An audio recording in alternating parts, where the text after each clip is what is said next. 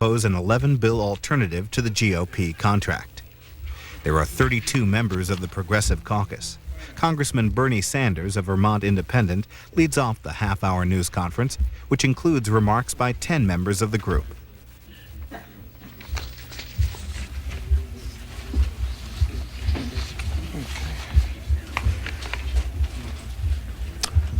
Okay, thank you all very much for joining us today. My name is Bernie Sanders. I am chairman of the Progressive Caucus and congressman from the state of Vermont. Let us be frank and honest with the American people. The contract with America is a fraudulent series of proposals which will make the wealthiest people in America wealthier while causing intense pain and suffering for the weakest and the most vulnerable people in our country. At a time when the richest people are becoming richer, when the middle class is shrinking, when poverty is growing, the contract with America will provide huge tax breaks for millionaires while cutting back on programs that feed hungry children, such as food stamps, the WIC program, and the school lunch program. The rich get richer, and the United States, a nation which has seen a 50% increase in childhood poverty in the last 20 years, and a nation which has the highest rate of childhood poverty in the industrialized world, will see more of its children in hunger. What courage, what wisdom, what family values, what a contract with America. 25% of the elderly people in this country live at or near the poverty level. Many, despite Medicare, cannot afford the prescription drugs they desperately need or are forced to impoverish themselves for long-term care when they apply for Medicaid. Many millions of other Americans have paid into the Social Security system throughout their entire working lives and expect the right to fully draw upon their benefits when they retire. The contract with America goes to war against America's seniors. The balanced budget amendment will, without a shadow of a doubt, begin the process of leading to the destruction of the Social Security system as we know it. With or without that constitutional amendment, the contract with America will slash Medicare, will slash Medicaid, and nutritional programs for the elderly. At a time when the Cold War is over, when the United States is spending many, many times more than any other nation on earth for its military, when Russia wants to join NATO, when China has received MFN status and has received billions of dollars of investments from American corporations, the contract with America, if you can believe it, proposes to significantly increase military spending. In March of '94, the House Republicans proposed a $60 billion increase in military spending over a 5-year period. Meanwhile, many thousands of veterans will see their programs and their needs cut, and tens of thousands of middle-class young people who want the opportunity to go to college will not be able to enjoy that opportunity because federal aid to higher education and loans and grants will be cut back. As members of the Progressive Caucus, our task in the coming 100 days is not only to articulate what is wrong with the contract of America, and we absolutely believe that the more the American people know what is in that contract, the more opposition there will be. But it's not only to articulate and criticize what's wrong with it, we must bring forward a different set of alternatives point by point. We acknowledge there are serious problems in America, but the contract with America are not solutions that benefit almost anybody other than the very wealthy. For example, many of us are concerned about a $200 billion deficit, but we think you don't destroy Social Security and cut Medicare. You look at the military. You look at the CIA budget and the intelligence budget. You look at corporate welfare. Many of us believe that we should reform our welfare system, but not by throwing low-income kids into orphanages or low-income families out on the street. We think it absurd to talk about welfare reform without talking about job opportunities and education. Many of us believe in the concept of a citizen-responsive legislature. But we say, how do you have a citizens responsive legislature without campaign finance reform so that more and more millionaires do not continue to buy seats in the United States Congress? What the Progressive Caucus promises the American people today is that we will do all that we can in committees, on the floor of the House, and in our communities to expose the contract with America for what it is, and then to fight for sensible alternatives. Ultimately, the final decision will be made by the American people. If you are concerned about the contract with America and its implications for the most vulnerable people in our society, then tell it to the President and tell it to the members that represent you. Thank you. Let me now introduce Major Owens, Congressman from New York City.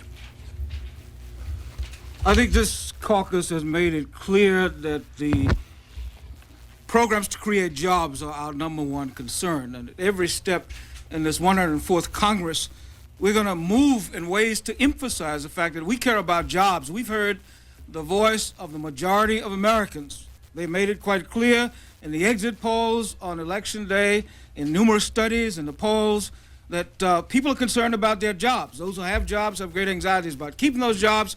Other people feel they're underpaid, and then there's a vast number of people we know who are unemployed. So at every step in the way, including this first 100 days, we are going to take steps to emphasize the fact that the voice of the American people voices are not being heard on the issue of jobs. On the balanced budget amendment, for example, we intend to offer an amendment which we call our Fiscal Fairness Act, which merely states that employment, job creation, investment in jobs, as we proposed in our Investment in Jobs Act, investment in jobs are equal to national security, equal to threats to national security or war. They have a provision which says Congress may waive the provisions of this article, meaning the provisions of the balanced budget amendment, for any fiscal year in which a declaration of war is in effect, or if there's a threat to national security. In the same section, we would like to add the provisions of this article may be waived for any fiscal year for which the President notifies the Congress that the national unemployment rate is projected to exceed 4%.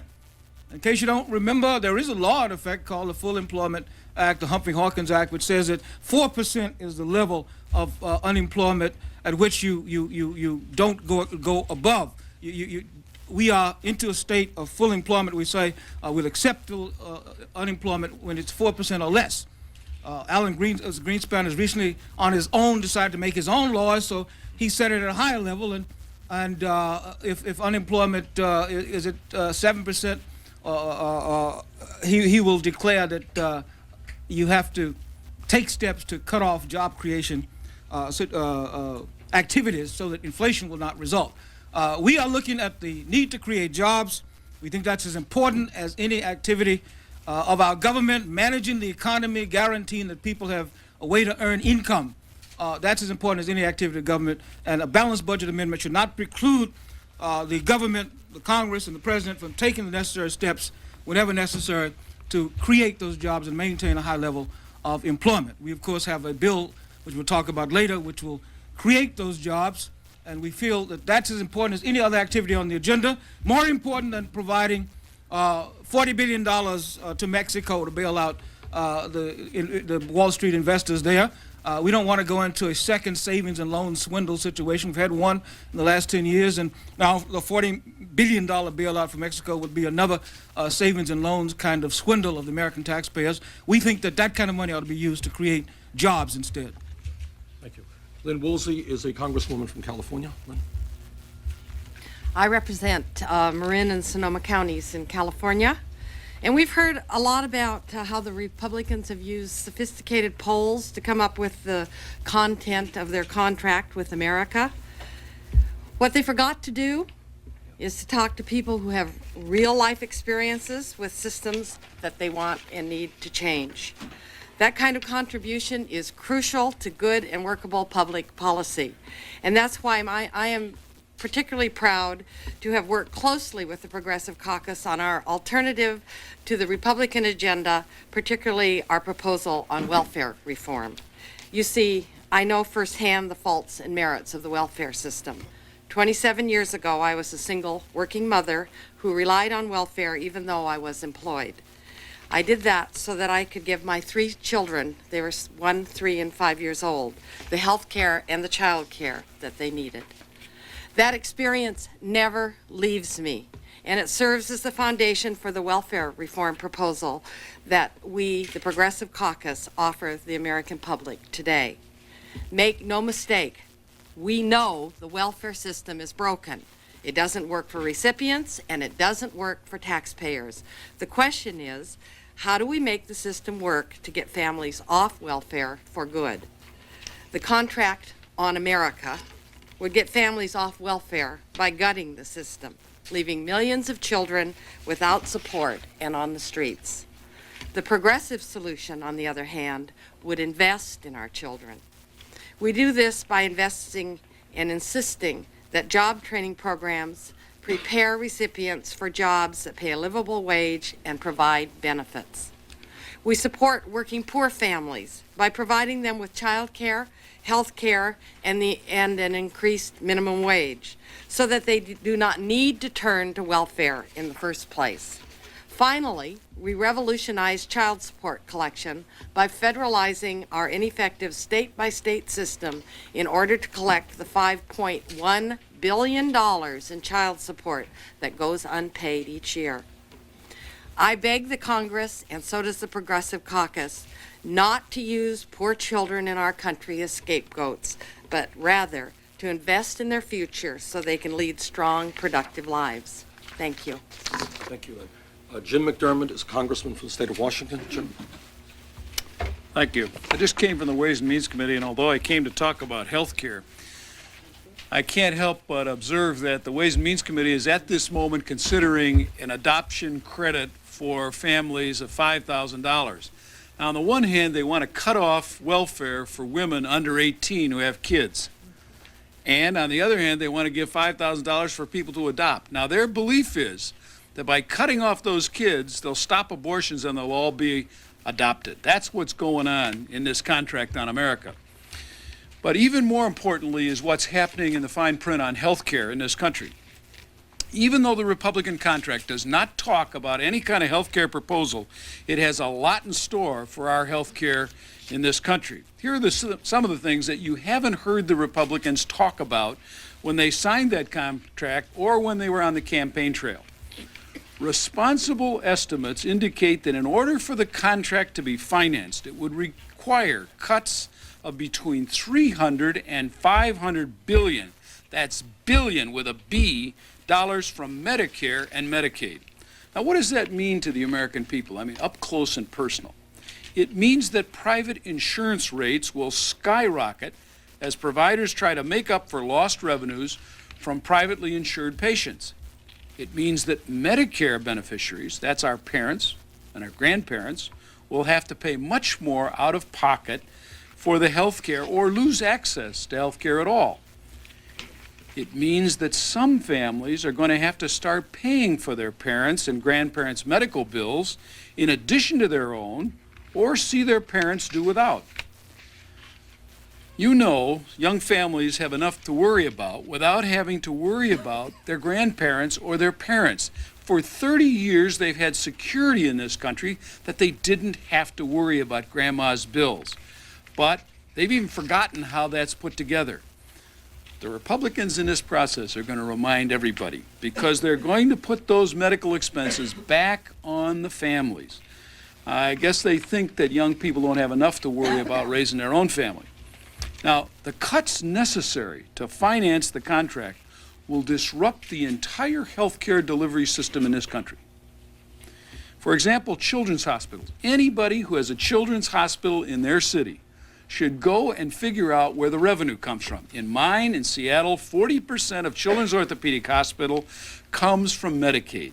And if you jerk 40% out of the funding of that children's hospital, it will be on its back. Some hospitals in this country rely up to 70% on Medicaid.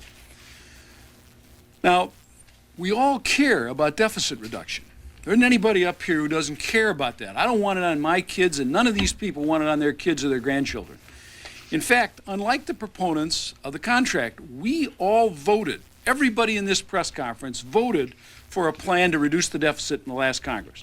We are not the party of big government. We are the party of a government that believes the government should work for the people. That's why we support single-payer health care reform.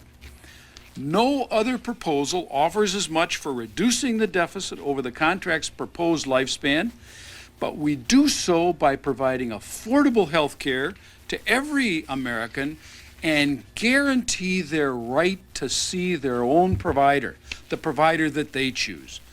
Now, the Republicans care about long-term deficit reduction and about if they did, and about the American people, they would support single-payer health care reform. There will be no comprehensive reform out of these people because they do not accept the principle that everybody in this country is entitled to have health insurance. Single-payer health care reform guarantees every American the security of guaranteed health insurance and does it without disrupting the present system. The American people are entitled to know the truth about this contract on America, and this caucus is going to make sure they learn it in the period that comes. Thank you. Nydia Velasquez is a congresswoman from New York City.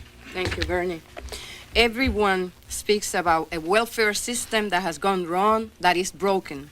The reason the system is broken is not because of character flaws of welfare recipients or because welfare recipients are lazy and they don't want to work, because the system is breaking the bank, but because of the lack of jobs that pay a living wage and provide child care and health care benefits.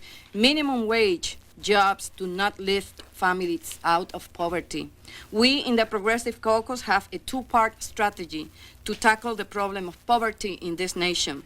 The first part of the strategy is the Job Creation and Investment in America Act, which will invest $130 billion in new investment in this country to create at least 1 million jobs, new jobs each year, upgrade our infrastructure, and pay for the jobs by closing tax loopholes for offshore production and with increased taxes of the wealthiest Americans. These jobs will be family-sustaining jobs, not jobs at the current minimum wage. I challenge the Republicans in this Congress to support, to increase the minimum wage for American workers in this country. The bill will also establish a national commission to encourage social investment of billions of dollars of pension funds to meet domestic needs in America. The second part of the strategy is a bill to change the welfare system. It doesn't work. It hasn't worked. Our bill will provide quality education and training that is tied to jobs that pay a livable wage and provide child care and health care. It will ensure that no family goes hungry in this nation, the richest nation in the world. The bill will increase the minimum wage, expand the earned income tax credit, and improve our nation's child support collection efforts. Our bill is one to lift people up, not to punish poor people. Our strategy to lift families out of poverty by creating jobs and reforming our welfare system results from a commitment to improving the lives of all citizens in this nation. We are not peddling punishment for the poor women and minorities, but rather a chance for self-sufficiency. We will not rest until our goals are achieved. Thank you. Cynthia McKinney is a congresswoman from Georgia. Cynthia? Thank you. I'd like to talk about the National Security Act, or the proposed National Security Act. While military defense spending is necessary, the outrageous prospect of reviving Star Wars as outlined in the contract are a waste of scarce public dollars. We spend more on defense than the rest of the world combined, even though we share the most peaceful borders in the world with Canada and Mexico. Why do we need such a large military when Russia, the next largest army, can't even take a city the size of Cleveland? Spending 4% of our GNP on military defense can only be called absurd. For this reason, we will propose a National Economic Security Act to reduce funding for the Pentagon, CIA, and Star Wars. The money saved would be invested in domestic programs which create more jobs, as well as creating socially and economically useful goods and services. I find it interesting that my colleague from Georgia is in favor of increasing spending on his side of the tracks, but wants to cut spending in my district on the other side of the tracks, where people are still struggling to get running water in their homes. Bob Dole might have had it right when he called Newt and his young cohorts hypocrites. Republicans in their contract call it the National Security Act. I call it the let's drop money in the military buildup against an unexisting enemy, and besides, we don't want to use it anyway act. Thank you. Maurice Hinchey is a congressman from New York State. Well, it's no secret that savings rates of average families in America are very low, and as a consequence, it's been difficult for us to build up the capital that is needed in many ways to produce the kinds of investment that we need in our country to create jobs. And one of the things that we are trying to do in our package here is to take action which will encourage people to save so that there is not excess taxation on the savings, particularly of low and middle income people. The average family in America saves very little, and one of the reasons that they save very little is that we have given them little incentive to put money aside. And one of the ways that we provide disincentives for those modest savings of the average American is that we tax those savings excessively. We have something called IRAs, but those IRAs are limited in their applicability. And as a result of that limitation, most of the American families are not able really to take full advantage of the provisions of IRAs. So what we are trying to do here in our program is to provide incentives for Americans to save and to target the IRA and other savings incentives on middle and low income families, and to provide special provisions to extend generous IRA options to spouses who stay home and nurture children 6 years of age or under. One of the most important responsibilities that families have, of course, is the nurturing and education of children. Everyone who has any expertise in this field understands and teaches that the most important development of years are the early years, the years of 6 years and under. It's very important for a mother to be with a child. We don't provide enough incentives for that to take place. So what we are trying to do here in our package is to provide incentives for mothers to stay with their children 6 years of age and under, nurture those children, provide for their basic education and their basic fundamental foundation from which they will be able to grow into participating and competent, contributing adults. So this is, I think, is an important part of this package by extending the provisions of IRAs to working families and to particularly targeting them in a way that will benefit American homemakers and caregivers and also benefit generally American working families. Thanks very much, Maurice. Alcee Hastings is a congressman from Florida. Alcee. Thank you very much, Bernie, and I want to thank my colleagues in the Progressive Caucus for putting together a rather extraordinary, well-reasoned product that we will be submitting as an alternative to this contract on America.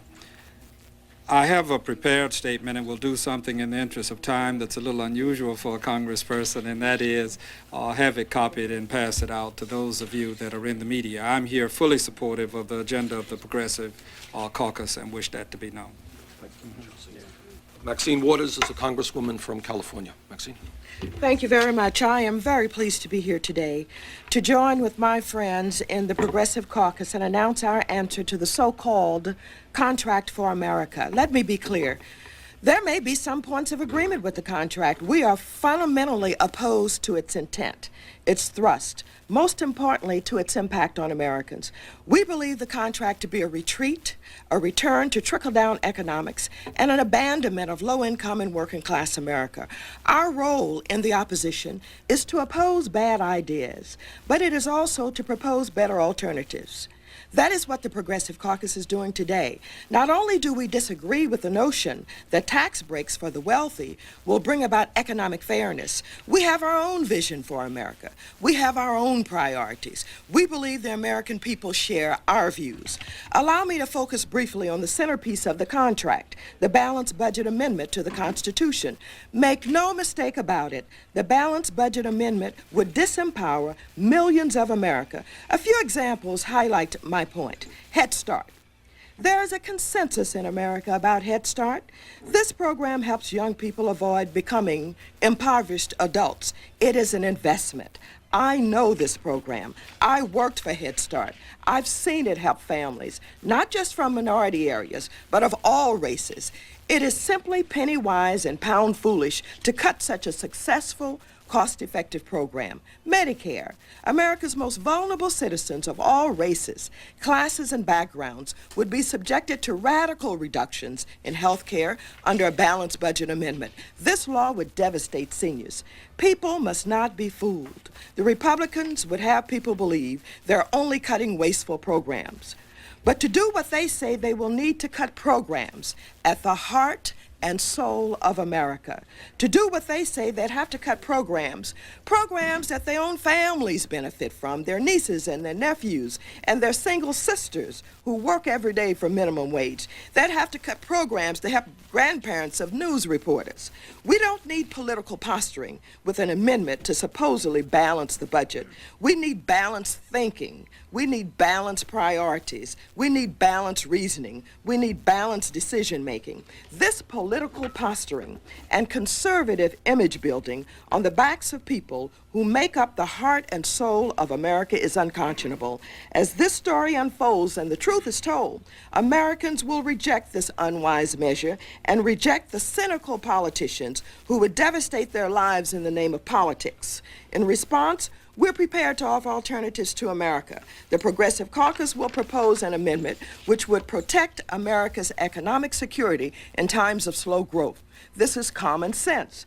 I have prepared two additional alternatives. One would require a 3/5 majority of Congress to pass any reduction in Social Security benefits, mirroring the supermajority required to raise tax rates in the bill coming to the House floor. My second option would establish a capital account for personal security portions of the budget, such as criminal justice programs, courts, adjudication, and fire prevention. Short-term funding shortfalls for such personal security items have fierce and obvious long-term consequences for the American people. We must not leave citizens exposed to personal safety hazards in the name of fiscal restraint. We in this room are prepared to go to the Rules Committee, to the House floor, to whatever is necessary to get a platform to open up a real discussion with American people about change, progress, and fairness. I am delighted to be included today, but don't worry, we'll be back for more.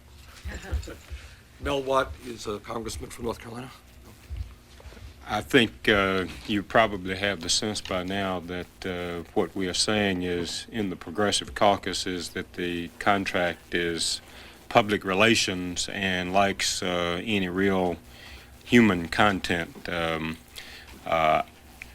We have a proposal on the other hand in the Progressive Caucus which puts equity and fairness and the principles of this country first, and I'm happy to be here in support of that program, and we'll continue to outline that program as we go forward as the caucus, Progressive Caucus. Thank you. Maybe if there's a brief question or two that people may have. Yes. Yeah, we only have a few minutes. Yeah. Yeah, okay. Is there anything in the progressive package similar to the bill number 8 in the Republican plan to limit the number of regulations or to require cost-benefit analyses of regulations?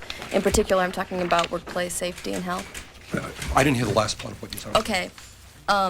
Is there anything in this plan to limit the number of regulations or to require cost-benefit analyses of regulations? In particular, I'm speaking about workplace protection, safety, and health. Well, we are also concerned about workplace health, and we are concerned that compared to many other countries in the world, the United States has some of the most unhealthy work environments and the highest rate of accidents in the industrialized world. We are also concerned that by relaxing some of the regulations, now we're not for regulation for the sake of regulation, that what you will do is promote more cancer-causing products and production processes which make workers and consumers ill. There is growing evidence that not only cancer, certain types of cancer, but many other illnesses are caused by environmental problems. So we do not think it is necessarily a good idea to deregulate all of American industry and subject workers and consumers to increased medical problems. What is your basis for saying the balanced budget amendment will lead to the destruction of the Social Security system? I really don't think that's a controversial point. The Republicans have said that Social Security is off the table right now, and we accept that. But nobody believes that you can cut the enormous amounts of money that have to be cut without raising taxes, by giving increased tax breaks to the rich, by increasing military spending without going after Social Security. Bob Dole says Social Security will be looked at. Newt Gingrich says Social Security will be looked at in several years. There is no alternative. So it's in conjunction with these other parts of the Yes, contract. absolutely. Oh, absolutely. I mean, and I almost don't think that people would debate that anymore. Congressman Sanders, Americans have heard a lot about welfare programs for children and women being cut in recent weeks. They have not heard a lot about the corporate welfare you talk about. Yes. Give us some examples of what you're talking about, and are we talking about big dollars here, or are we just talking about something on the margins? Let me give you a few examples, if I might. We hear a lot, as you've indicated, about AFDC and welfare for women and children. We don't hear too much that the mortgage interest deduction for individuals, families, earning $100,000 a year is over $22 billion. That's almost double what AFDC is. We don't hear a whole lot about it. $22 billion in federal subsidies for families earning $100,000 a year or more.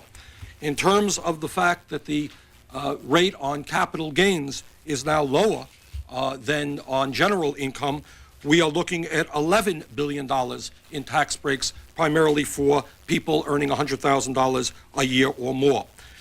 In terms of federal subsidies for the nuclear industry, for the oil industry, you're talking about many, many billions and billions of dollars.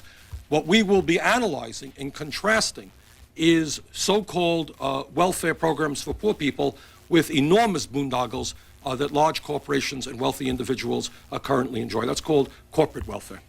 Yeah.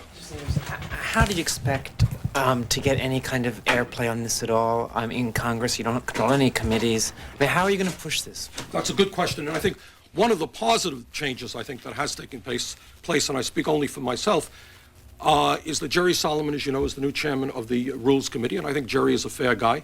And Jerry has said that there will be more open rules than was previously the case. So what that means is that every time a major amendment is being brought forth as part of the contract with America, we will have a sweeping alternative amendment.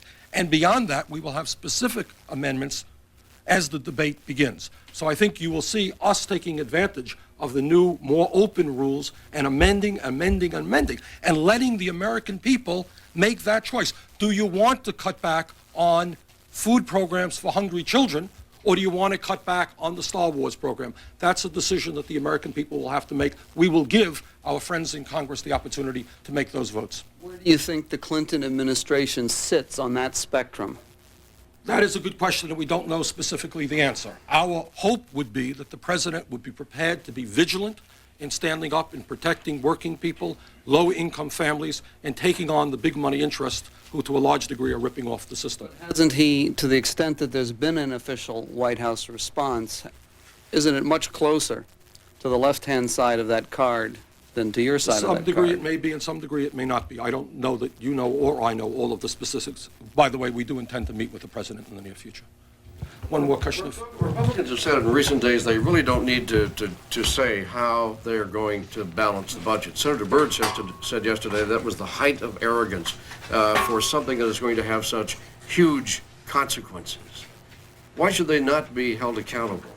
Well, I think you're absolutely right. It is, to my mind, fairly pathetic and quite outrageous that people can propose tens and tens of billions of dollars in devastating cuts in programs that impact on the weakest and most vulnerable people in our society, but not have the guts to come forward.